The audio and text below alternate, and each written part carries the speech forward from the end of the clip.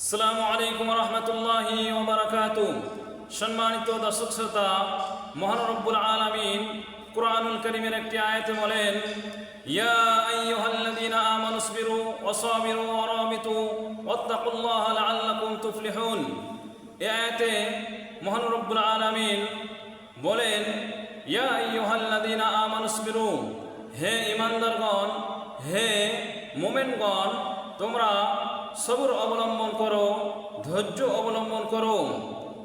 ওয়াসাবিরু, মোকাবিলার সময় তোমরা অবিচলতা প্রদর্শন করো। ওয়ারাবিতু, সীমান্ত রক্ষায় তোমরা সর্বদা প্রস্তুত থাকো।